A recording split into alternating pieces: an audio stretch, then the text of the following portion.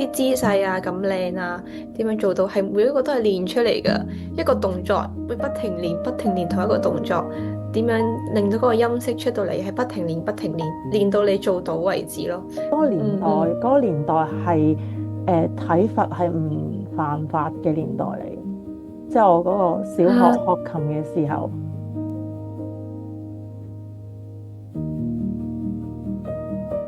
歡迎收聽蘇眉，今集一樣米百樣人，繼續請嚟 Madeline。佢上集咧講咗佢朝早改功課啦嘅一面，今集咧就會分享佢夜晚改指法嘅另一面喎。咁咧未睇上一集嘅，記得咧之後睇翻啊。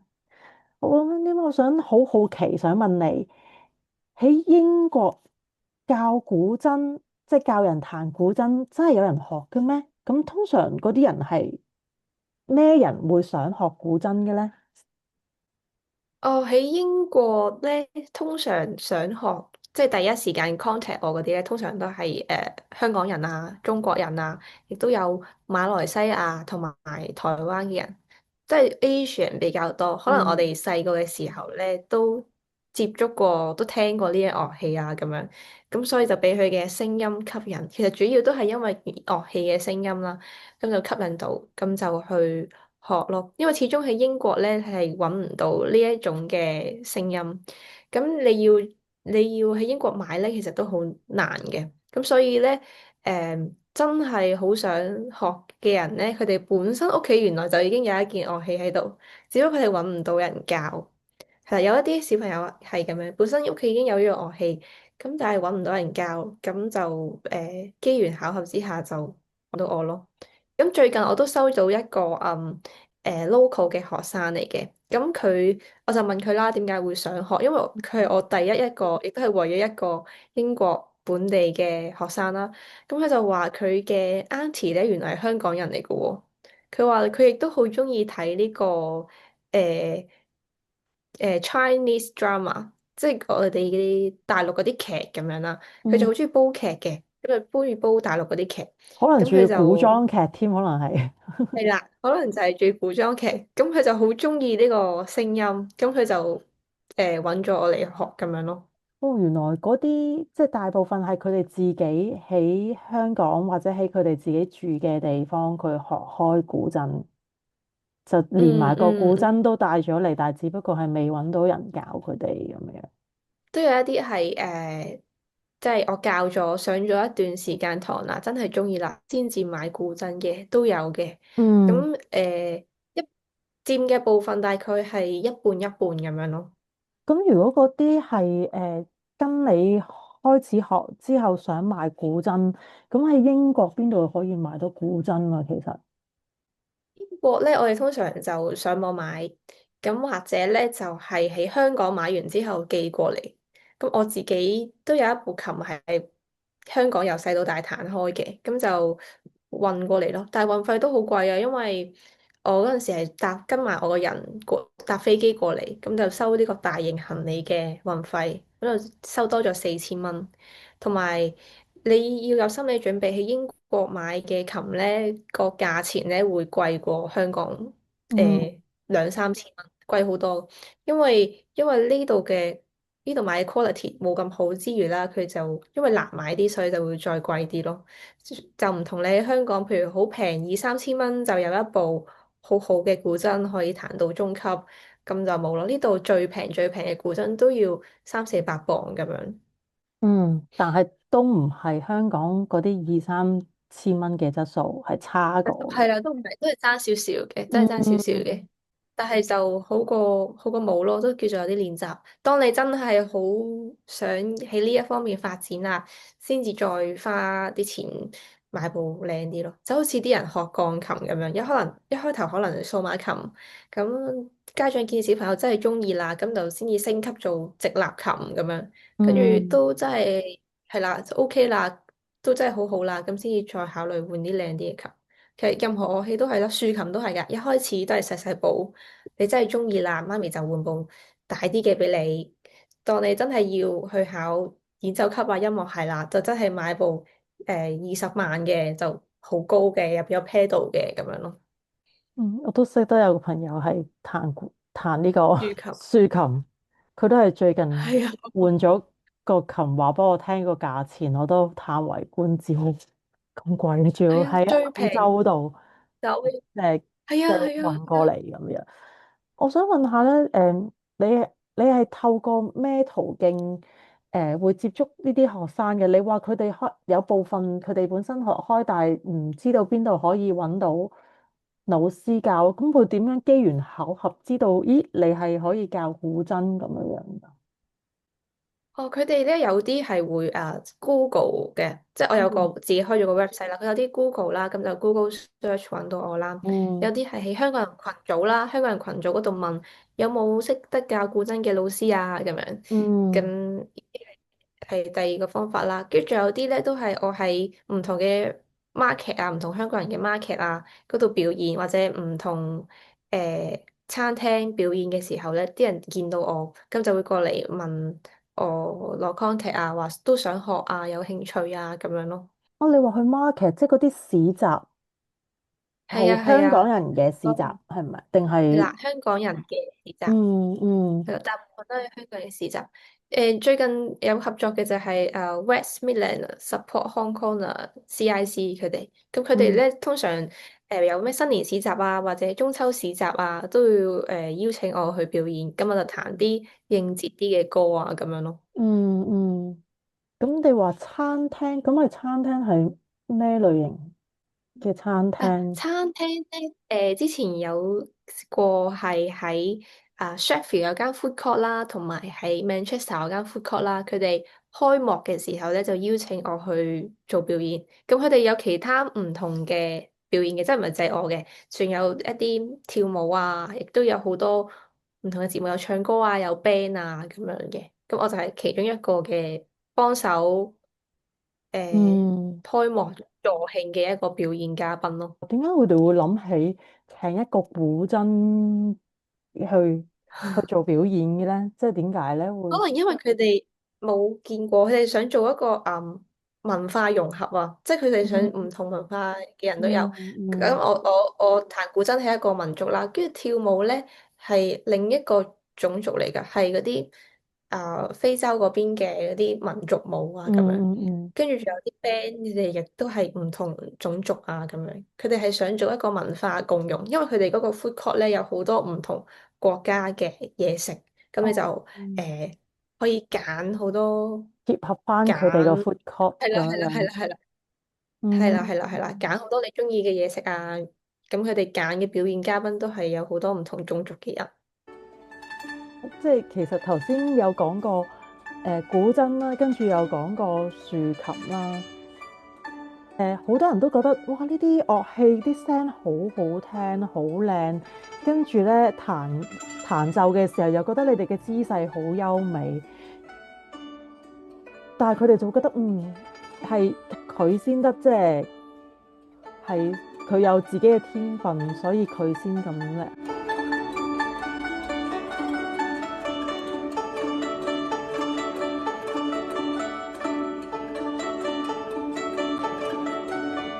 係咪真係即係學樂器係咪真係一定要有天分或者要點樣樣先至學得好嘅咧？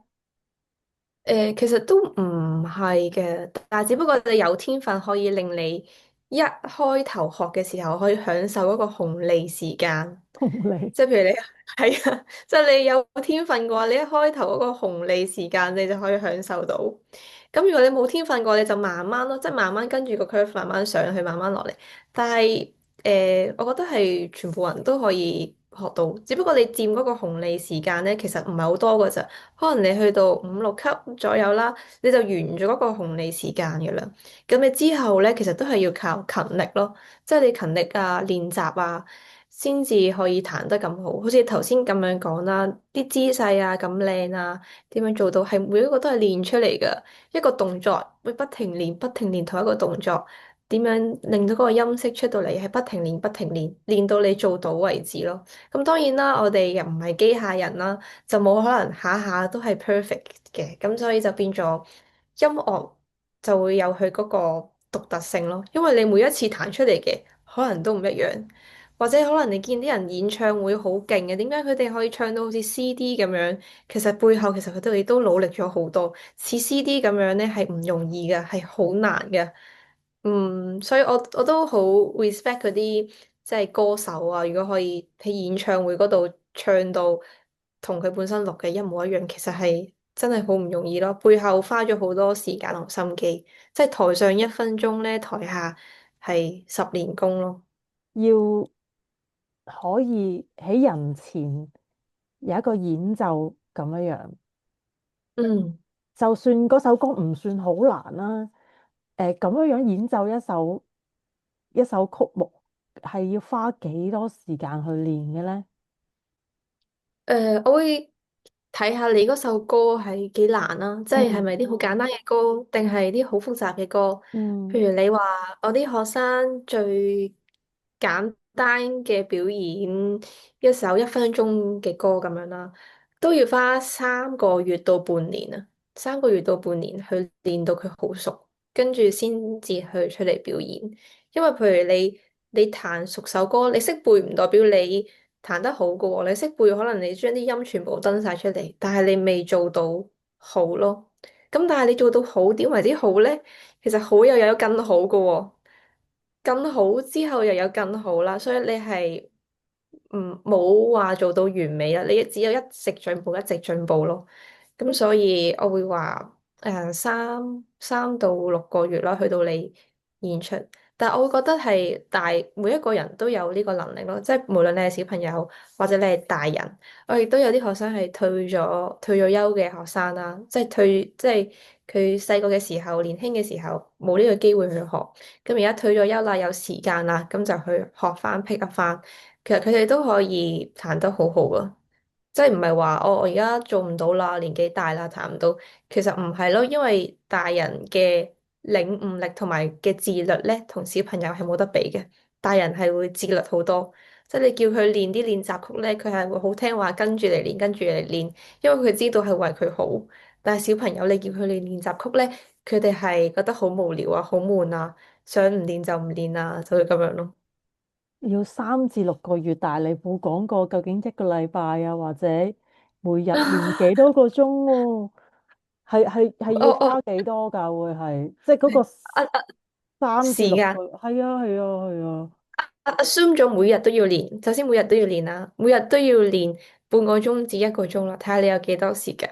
即係嗯，就算你嗰日真係冇時間啊，都花15分鐘去摸下部琴啊，練下啲音啊咁樣咯。原因係乜嘢咧？係咪想佢哋養成一個習慣，定係點樣樣？點解即係都好想每日都要練，就算多少時間都好，每日都要練。係因為如果你我哋練嘅咧係練呢個肌肉記憶啊，即係好想你眯埋眼都做到嗯，嘅一樣嘢。咁所以咧，你每日都做，每日都做，每日都做少少嘅話咧，你就會記得咯。如果你可能中間隔一段時間咧冇做到，你就會唔記得咗。其實我諗好多嘢都係嘅，即係唔淨止係樂器啦，譬如 language 都係，譬如你講嗰樣語言，講嗰樣語言，你每日練少少，譬如你學日文、學法文，你每日練少少，每日練少少，都好過咧你堆埋喺一個禮拜，淨係練一次咯。你會發現你已經唔記得咗之前老師教你嘅嘢，即係你連可能1至10點樣數你都唔記得咗，但係你每日都記少少咧，其實就會記得咯。好似咧，其實好似啲小朋友讀書啊、溫書、考試咁樣，其實都係叫啲小朋友每日溫少少，每日溫少少。因為嗰個累積嗰個果效更加大，比起你一跑係啊，過。係啊。嗯係啊，嗰個嗯嗯。深層記憶咯，就唔係淨係短期記憶，你淨係記嗰一陣咁樣。不過我相信即係練樂器嗰個肌肉記憶係更加仔細，因為其實做緊啲即係你做差少少就真係你會睇到係爭幾遠。即係譬如我都諗起第二樣嘢，我哋而家喺英國好多人都有嘅一種係肌肉記憶，就係揸車啦。即係如果你真係係啊，揸車嘅人，你係唔會再諗我而家呢下即係要做啲乜嘢，呢下要嗰啲咩？嗯踩嗯，油啊，呢下要你唔嗰下你其實係唔會再去諗。如果你仲係處於要諗嘅狀態，其實就係好初階噶嘛。咁所以其實係啊，揸車係就係都係其實係嗰個肌肉記，但係嗰個仔細度一定比即係彈樂器爭好遠，因為你個嗯，踩油門你踩多少少其實都唔係好覺㗎啦，除咗快車快咗少少之外，但係你可能唔會首歌彈聽起嚟唔好聽啊，唔會剩啊，即係譬如你架車又唔會過多少少就過咗隔離線嘅，即係你唔係行嗯嗯，正中間啫，你啱啱嗰日扭係啊，軚扭多少少，用係啦錯大好多，係啦，即係同埋都唔會有人喺街度望你揸車都唔會覺得喂你呢度做得唔好，即係唔會係嗰啲。但係你話係喎，肌肉記憶其實我哋好多生活上好多嘢都係肌肉都要記憶咯。用到㗎。只不過個要係啊，求度冇咁高，但係係啊，樂器就用錯率係好高啦，因為成件事成首歌出嚟好唔好聽，啲聲靚唔靚，其實真係爭好遠。係啊。係啊，係啊，我會話喺英國嘅小朋友其實已經好幸福啦，因為喺譬如你淨係學樂器啦，你喺中國學樂器嘅小朋友咧，佢哋係俾人逼㗎，即係你一日要練5個鐘、6個鐘，你讀音樂專業嗰啲咧，每日要練9個鐘琴，就温你琴房係咁練咁樣。跟住你對比翻香港，你會覺得香港嘅小朋友係輕鬆好多。佢哋可能每日練琴就係練嗰半個鐘、1個鐘，因為佢哋好忙啦，好多時間你要做好多其他嘅嘢，做功課啊咁樣。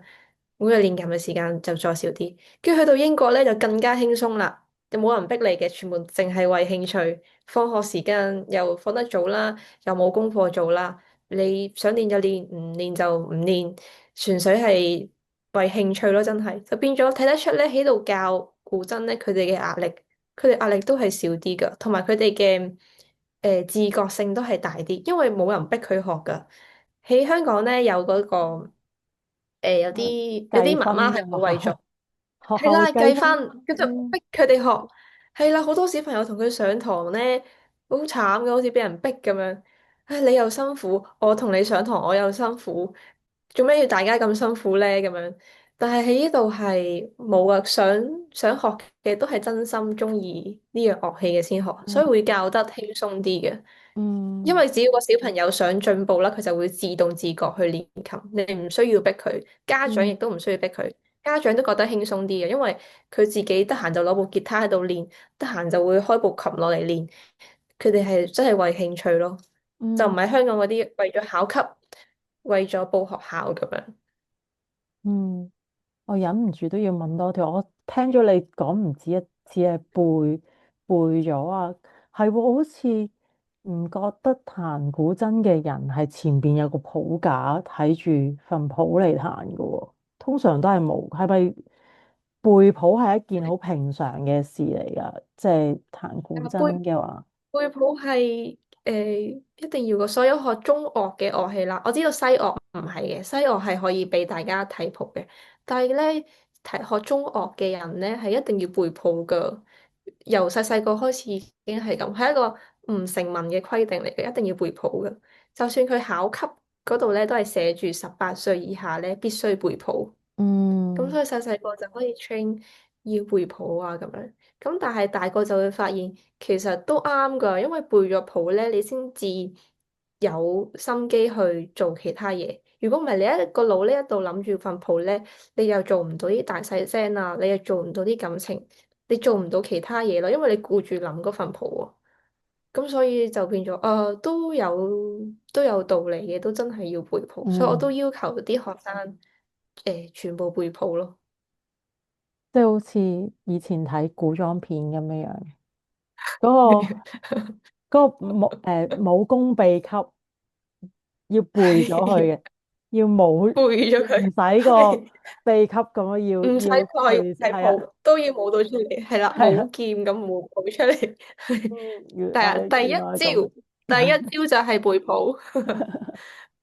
哦，呢個其實淨係背譜我都諗啊，都係已經一番嘅努力啦，背譜都唔容易啊。難噶，係啊，我細個係背譜好差噶，即係譬如一個樂團入邊啦，大家都背晒譜啦，我係最後一個先背到譜啊！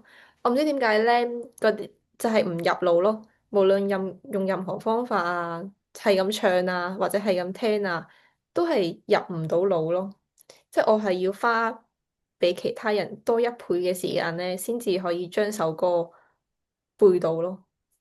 但係嗯都真係要背先至可以彈得好啊！如果唔係，就係掛住諗下一個音係咩，下一個音係咩咧，就會彈得唔好。所以會承接翻你頭先天分嗰個問題咧，其實我係冇天分嘅，學琴呢方面，即係冇其他人咁好咯。即係譬如佢哋記憶嗯性好好嗰啲咧，佢就可以享受到嗰個紅利啦。佢一開頭咧就可以好快咁背到，但係當大家都背到譜嘅時候咧，咁就要靠努力咯。嗯，其實我以前學鋼琴就冇要求要背譜啊，但係我去係啊，考琴，西樂係唔需要。但係我去考琴嘅時候咧，考試嗰幾首歌我係背咗噶，即係因為我覺得，即係我嗰時係覺得我背咗嘅話咧，我唔會驚，即係我唔會怯場啊。當日係啊係啊，雖然我都係扮晒嘢擺翻份譜喺度嚟考試，但係其實我已經唔使睇份冇譜噶啦，咁睇過。樣樣咯。係啊。係啊，因為你要做到120分嘅努力咧，你去表演或者考試嘅時候咧，先至有90%嘅效果呈現出嚟。因為你會好緊張啦，你要打個7折㗎。譬如如果你嘅表現咧得已經做到100% 啦，咁你去表演考試咧就會得翻70% 咯。所以你平嗯，時嘅係啊，練習咧係要120分咁好咯。到你怯場就起碼都有100啦，咁樣樣。係啦係啦，到你真係好驚嘅時候咧，你都有啲嘢靜，都有啲嘢聽下咁樣。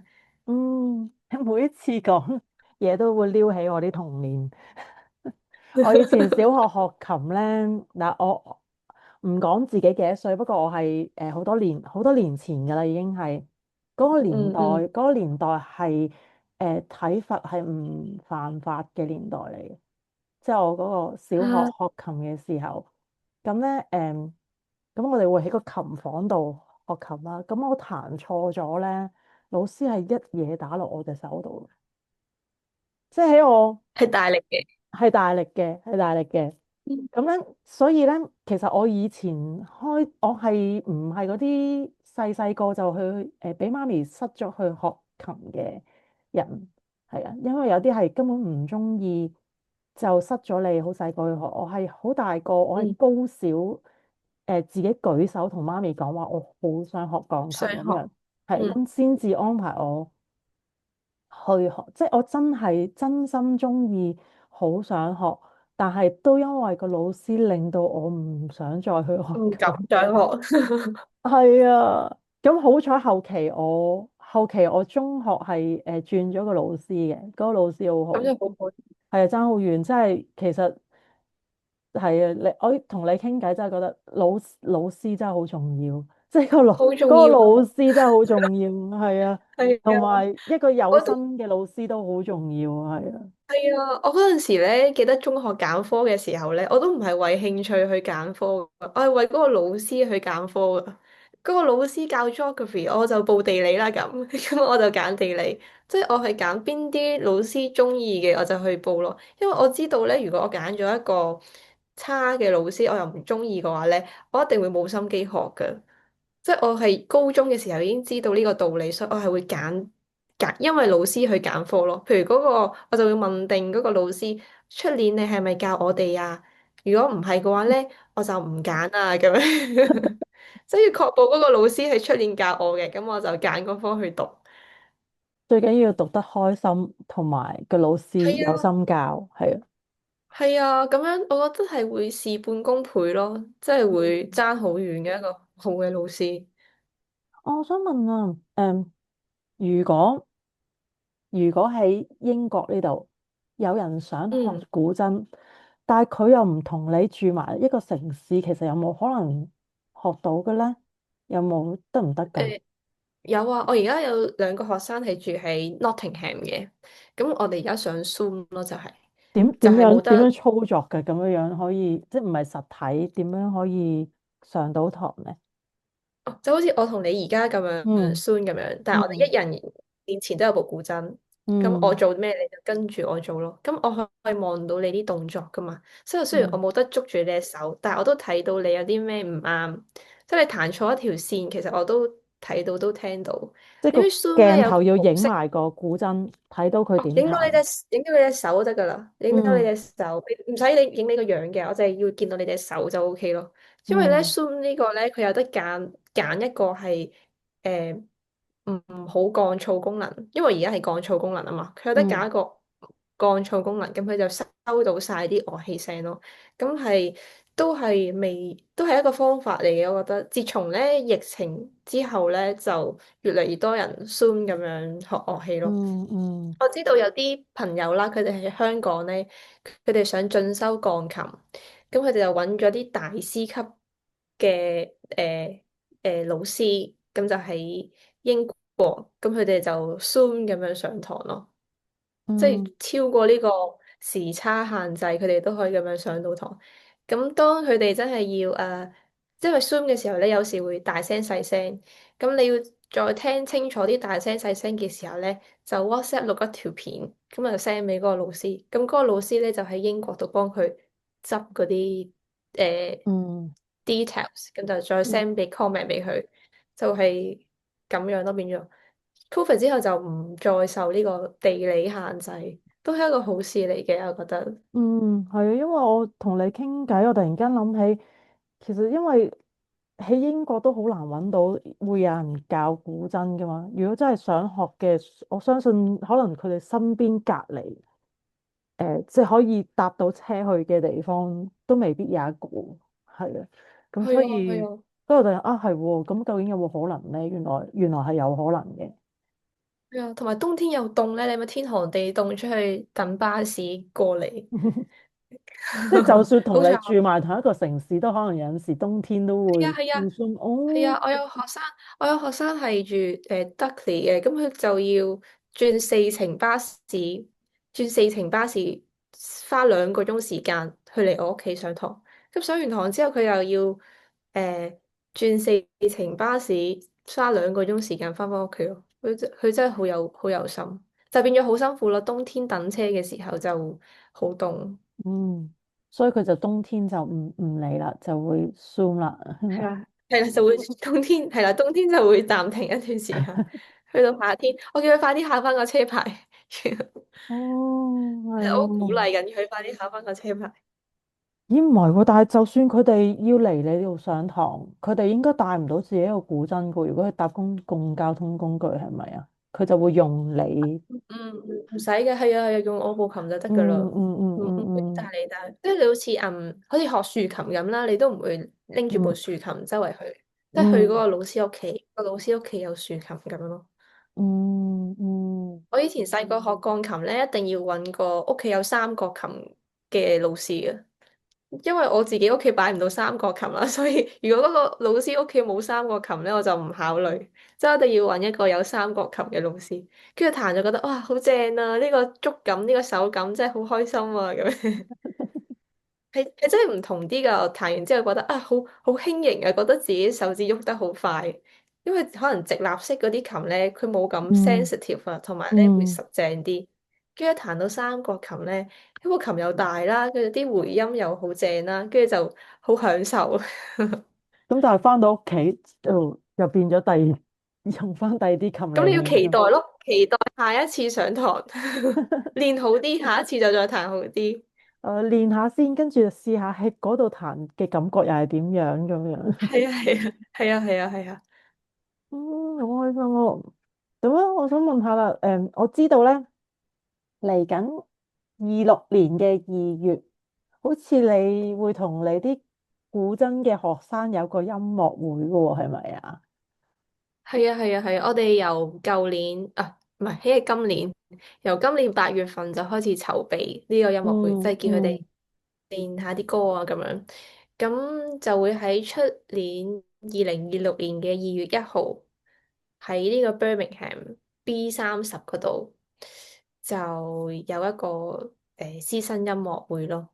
咁其實我都諗咗好耐嘅，到底值唔值得搞咧？因為誒、即係咩都要錢啦，咩都係成本啦。即係雖然我好幸運地啦，有有 sponsor 啦，council sponsor 咗我一半嘅場錢啦，咁我都要俾另一半嘅場錢啦。咁我請咗啲人喺 Manchester 過嚟幫我錄音錄影啦，咁就想嗯啲小朋友彈完之後咧，佢哋有一段好嘅 video 睇翻啦，所以都難㗎。所以但係我都最後都決定，唉，嗯，就算就算最後我要蝕錢都值得做嘅呢件事，即係佢哋值得一個舞台去俾佢哋俾大嗯家見到佢哋努力嘅成果，因為都學咗一段時間，同埋因為呢幾日啦都好多新聞啦，有呢個大埔火災嘅消息，咁我哋喺英國都見到都好沉重，即係好無力感好重啊！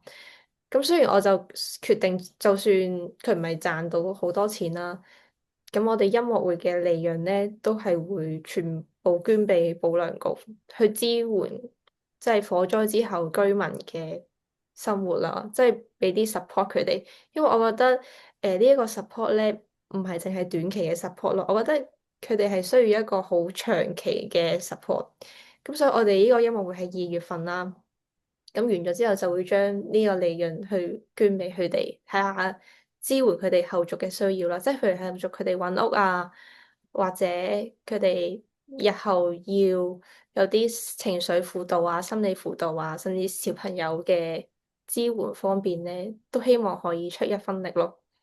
嗯，哦，你除咗為咗學生去即係籌備呢個音樂會之外，你仲多一重就為埋香港你所關心係啊，嘅。係啊，我本身嗯就係諗住，回到本已經好好啦，回到本已嗯經好開心啦。但係發生啲咁嘅事之後，就覺得，其實人最緊要係活着咯，即係你賺到啲嘢，你都拎唔走，係咪嗯先？你最後一場火咁樣就燒晒，其實你有再多嘅嘢，你都拎唔走，咁你就會諗啊，人生嘅意義係啲乜嘢咧？嗯即係你就算你賺到好多好多錢之後，咁又如何咧？咁我就會想做啲有意義、幫到人嘅事，即係心靈富足嘅事咯。因為有嗯時見到啲新聞都會好心痛啊，即係你會睇到忍唔住喊啊，見到佢哋啲故事啊，即係分享佢哋故事啊、認領屍體啊咁樣。咁有時我覺得太 overwhelming 咧，我都會放低部手機，即係嗯冷靜下先咁樣。嗯嗯嗯，其實都真係都好沉重。我諗嗰個喺香港嘅人，就算唔係喺嗰個社區生活，自己都覺得個無力感好重啊，因為好多嘢都做唔到，更何況我哋即係身處喺英國，好似更加遙遠，好似冇乜係啊，嘢可好似兩以做到個世咁樣。界咁。係啊，係啊，就希咁望可以為佢哋出一分力咯，即係多多益嗯善，少少無拘。雖然我唔係啲即係好有影響力嘅人嗯啦，但係我都希望做我能力範圍內做到嘅嘢，做到更多咯。嗯。嗯，你可唔可以再講多次你個社交媒體帳俾大家？因為好似都有呢個音樂會嘅詳情可以喺你嗰度睇到啊。係啊係我嘅 Instagram 咧就係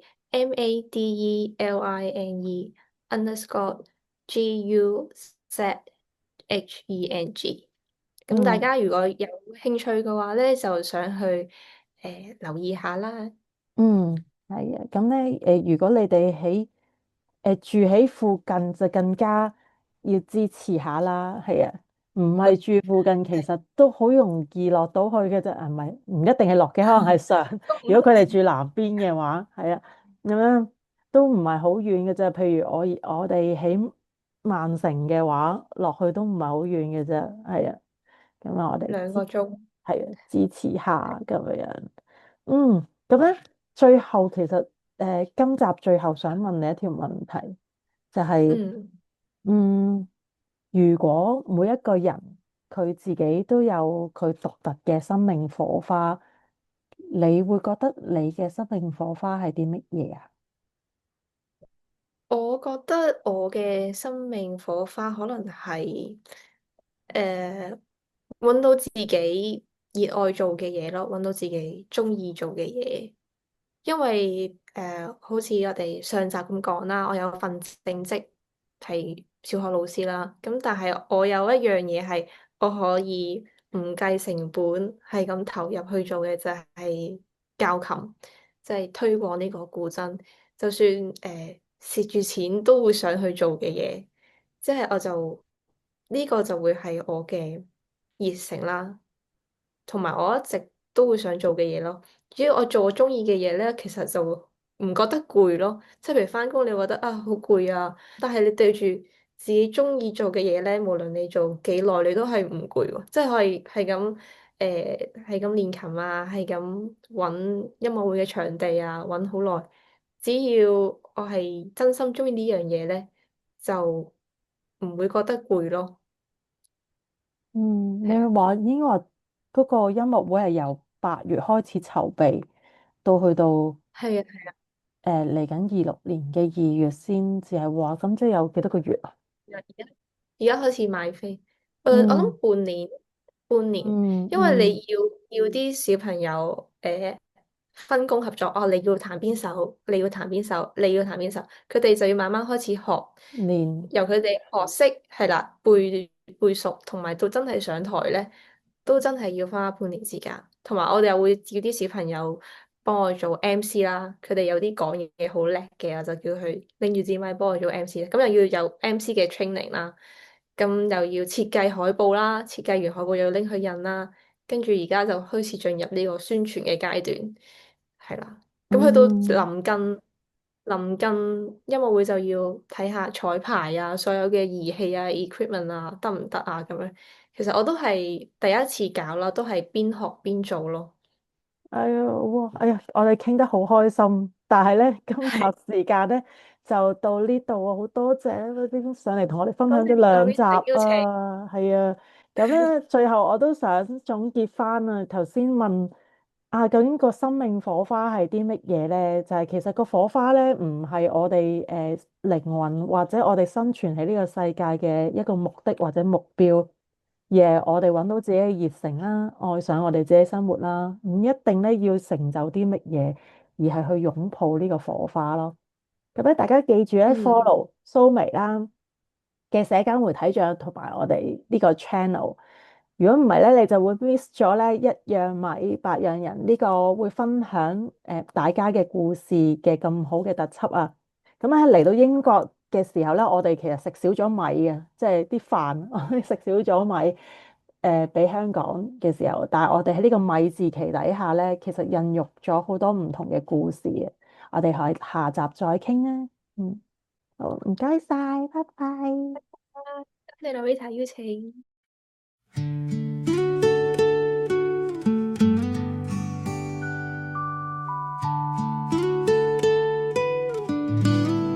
微風輕輕過，心聲在流動，微笑日常裏藏着幾分夢，素味一點暖，一點似水湧，聽聽靈魂說呢刻多從容，微光輕輕照深海漣漪中，微細感覺裏承載真與痛，素味一點靜。